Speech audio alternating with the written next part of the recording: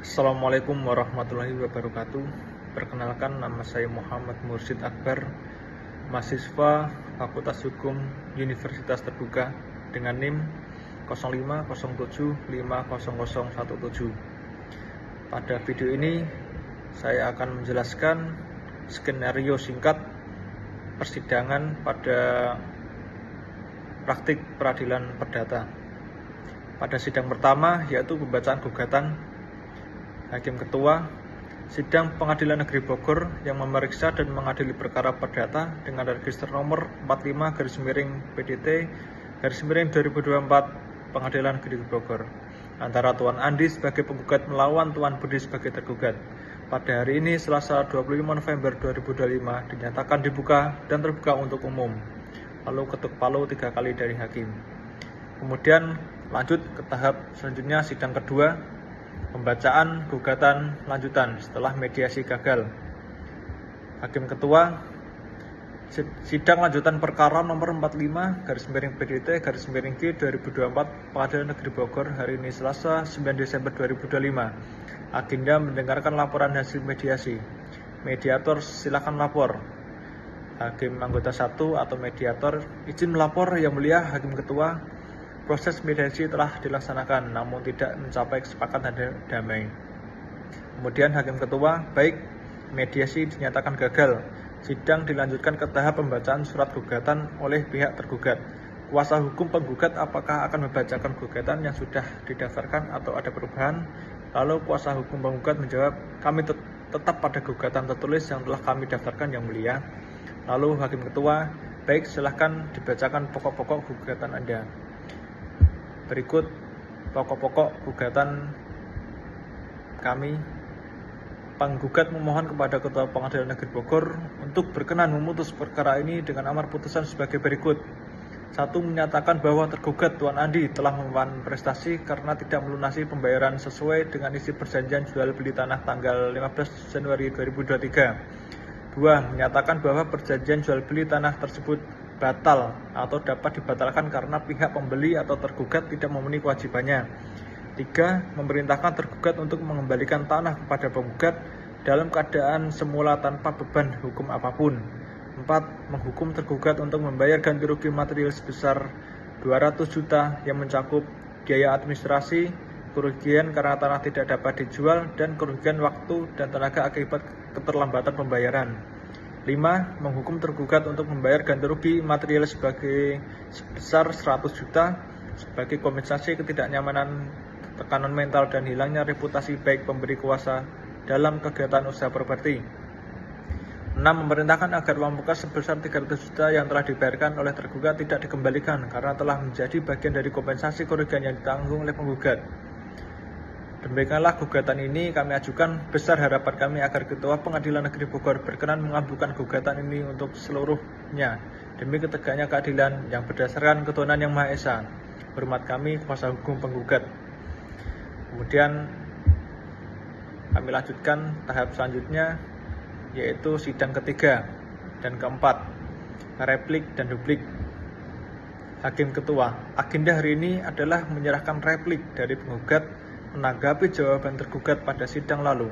Kuasa hukum penggugat sudah siap. Lalu kuasa hukum penggugat menjawab, siap yang mulia, ini dokumen replik kami. Kami menyerahkan dokumen replik, akan kami bacakan.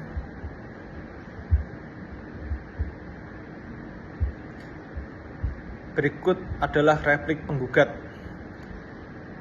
Kepada yang terhormat Majelis Hakim Perkara Perdata nomor 10-PDT-2025 Pengadilan Negeri Bogor di Bogor, perihal replik atas jawaban tergugat dalam perkara perdata nomor 10 PDT-2025 Pengadilan Negeri Bogor antara Tuan Andi sebagai penggugat dan Tuan Budi sebagai tergugat.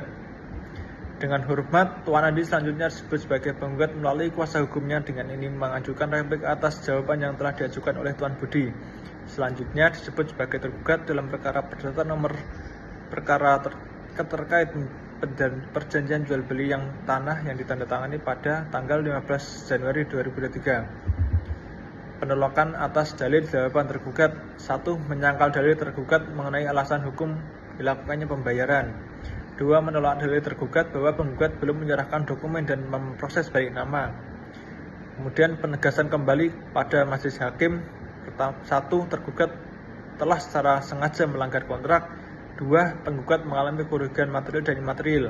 Kesimpulan, berdasarkan uraian di atas, tergugat telah terbukti melanggar perjanjian jual beli tanah secara sengaja. Dengan demikian, penggugat memohon kepada majelis hakim yang terhormat untuk 1. Menyatakan secara hukum bahwa tergugat telah melanggar perjanjian jual beli tanah. 2. Memerintahkan tergugat untuk membayar seluruh sisa pembayaran sebesar 700 juta.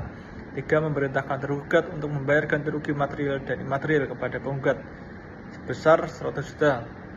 4. Membebankan seluruh biaya perkara kepada tergugat.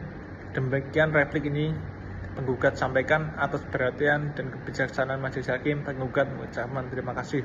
Kuasa hukum penggugat Muhammad Mursyid Akbar.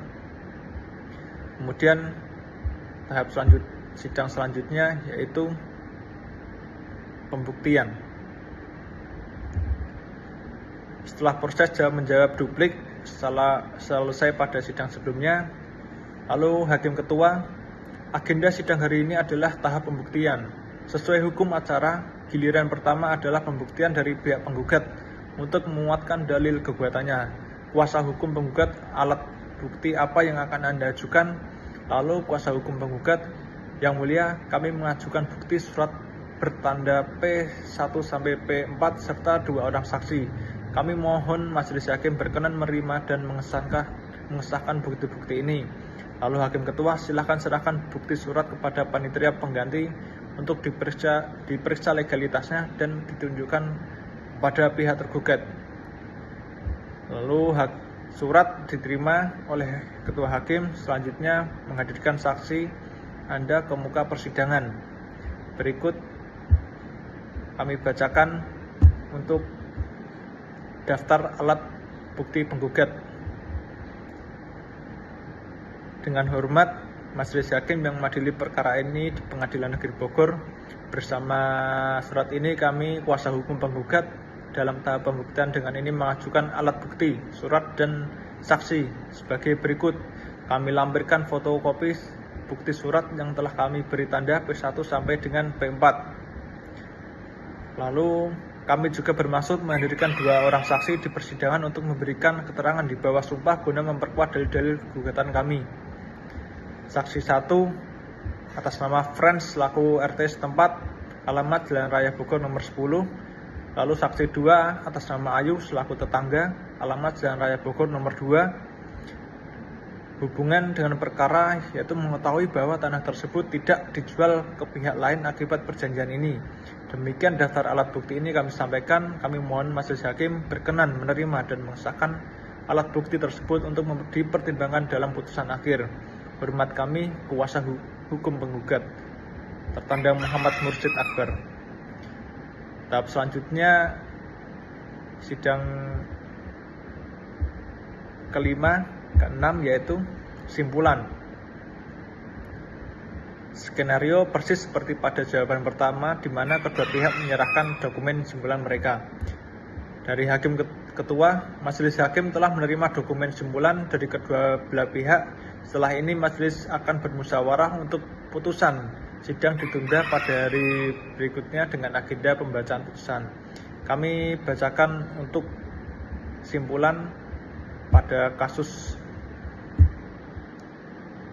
simpulan penggugat kepada yang terhormat Majelis Hakim Perkara Perdata nomor 45/PDT/2024 Pengadilan Negeri Bogor di Pengadilan Negeri Bogor. Perihal simpulan pihak penggugat dalam perkara Wan Prestasi antara Tuan Andi sebagai penggugat melawan Tuan Budi sebagai tergugat. Dengan hormat, perkenankanlah kami kuasa hukum dari Tuan Andi selanjutnya disebut penggugat berdasarkan surat kuasa tertanggal 15 Oktober 2023 untuk mengajukan simpulan atas perkara proses pembuktian di persidangan selesai dilaksanakan sebagai berikut. 1. Fakta hukum yang terungkap di persidangan. Berdasarkan alat bukti surat P1 sampai dengan P4 dan keterangan saksi-saksi yang diajukan oleh penggugat, fakta-fakta hukum yang relevan telah terbukti secara sah. Kemudian analisis hukum dan dalil mengenai Wan Prestasi perbuatan tergugat yang tidak melunasi kewajiban pembayaran tepat waktu meskipun telah disomasi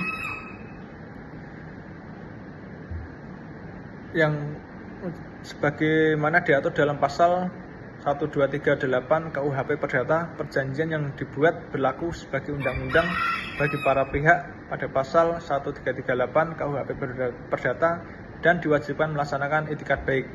Kedua, mengenai pembelaan tergugat.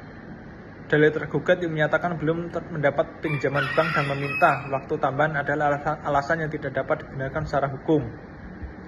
Kemudian mengenai kerugian penggugat akibat kelalaian tergugat, penggugat mengalami kerugian karena objek tanah terikat dalam perjanjian dan tidak dapat dialihkan kepada pihak lain, sehingga penggugat berhak atas ganti rugi sesuai pasal 1243 KUHP Perdata.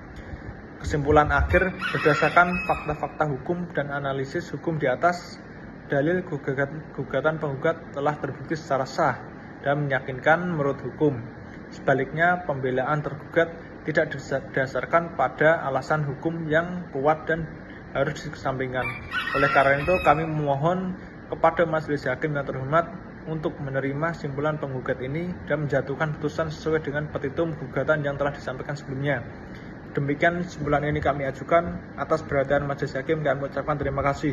Hormat kami, kuasa hukum penggugat. Tertanda Muhammad Mursyid Akbar. Demikian skenario singkat persidangan pada acara perdata. Mohon maaf jika ada kekurangan. Terima kasih. Assalamualaikum warahmatullahi wabarakatuh.